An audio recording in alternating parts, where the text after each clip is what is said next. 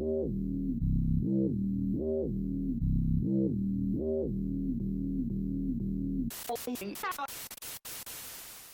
is comedy? What does comedy mean to you? Do you think of movies, TV shows with absurd laugh tracks? Does it smell like blueberries?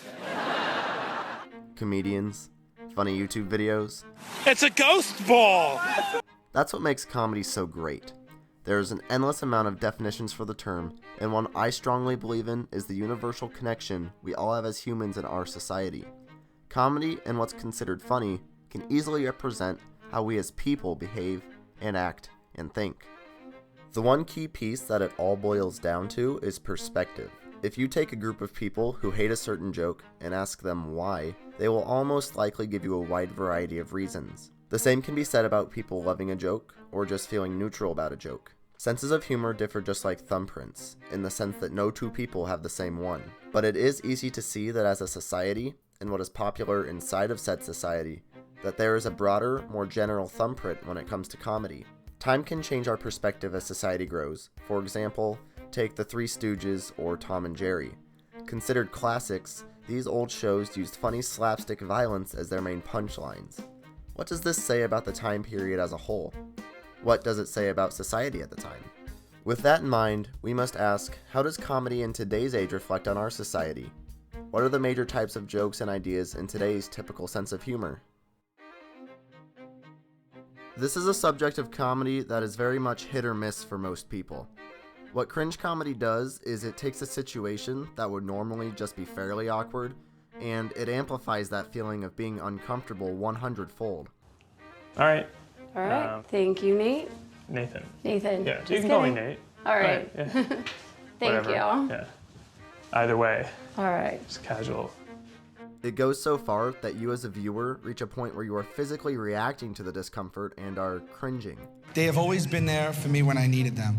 They're like loyal dogs. They're like my dogs, know what I mean? What makes cringe comedy so great to me is the fact that it can take a situation that if you were to experience in your own life, you would surely be traumatized and want to curl up into a ball and hide forever. But since we are viewers in whatever world the joke exists, we get to watch others experience the pain, which as much as we may not like to admit it, we love as humans. Shalom. I'd like to apply for a loan. That's nice, Dwight. Okay, do me. Something stereotypical so I can get it really quick. Okay, I like your food. Outback Steakhouse. I'm Australian, mate. Pam. No. Pam, come on. I like your food. No, come on. Stir the pot. Stir the melting pot, Pam. Let's do it. Let's get ugly. Let's get real. Okay. As humans, we love feeling smart. Everybody is a know-it-all in their own right, some more than others, but we all still want to feel bright.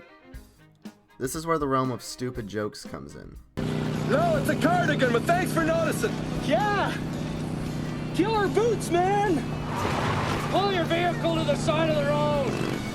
Have you ever heard a joke or watched something that felt so simple and dumb that you couldn't help but burst out into uncontrollable laughter? And then the more times you experience it and the more times you think about it, the joke gets funnier and funnier? Cool beans. Cool beans. Cool beans. Cool. Beans, beans, beans, Cool. beans, beans, Cool. beans. That's what I love about dumb comedy. The fact that you can go back to a joke and enjoy it over and over. Most people believe stupid jokes are lazy and easy to come up with, but these jokes are ironically often the most well thought out and reflected upon. This isn't much of a big boy. I don't want to kill the animal, but I do want to warn it and say, hey, I think you're pretty neat, but I respect your distance.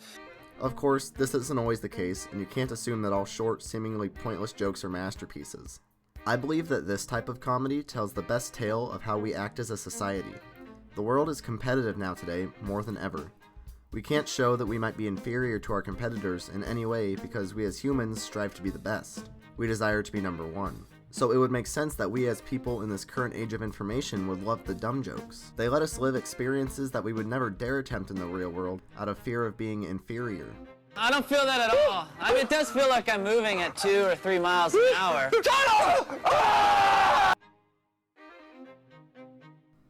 As much as we may not like to talk about it, offensive and taboo jokes are awesome for so many reasons. They can take things that nobody would dare talk about in an environment like work or school and turn them into something hilarious. Nothing happened. but I really gotta wipe my ass right now. Right now.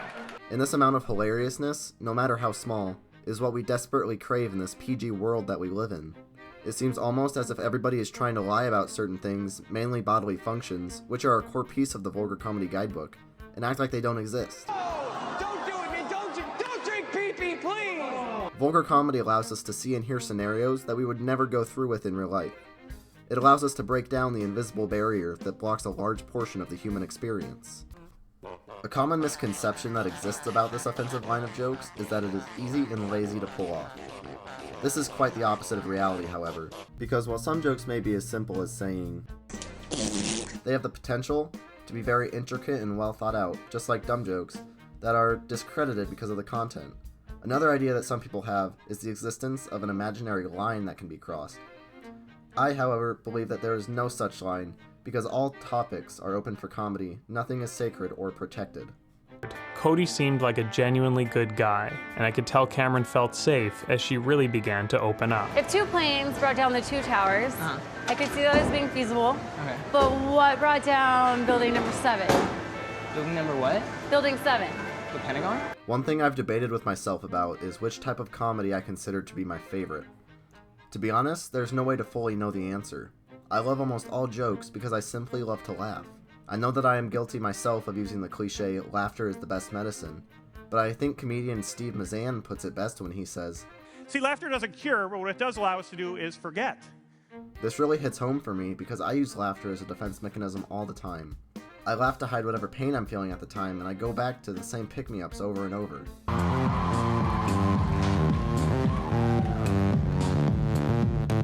I cried myself to sleep. Also, odds are that if you've ever said something to me in a mumble or a whisper, or if I'm just totally deaf at the moment, then I'll just give a little chuckle, say yeah, and stare in a different direction, hoping you didn't ask me a question. Besides being a way to deflect an awkward situation, laughter can also be used as a release from the outside world, which is quite ironic considering that laughter is a great tool to bring us together, and we certainly need this tool now more than ever in our time of seriousness and worry. Laughter allows us to join together in so many ways, as fans, spectators, and communities, and we get to create something spectacular. Take a look at all the languages in the world. Each and every one of these languages contains laughter. Not in the same way that each language pronounces words differently or conjugates verbs. Laughter is the easiest thing to pick up because you see a smile. You see shoulders riding up and down and you see eyebrows rising. It may not be the classic ha ha ha across the board, but that doesn't matter. It's all in the emotion.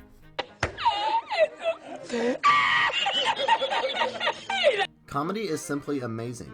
There is an endless amount of joke-worthy material out there, meaning that there are an infinite number of jokes. Even if this weren't true, society will always grow and find new things to be funny. Things that previous generations will be scratching their head about and asking, "What are those?"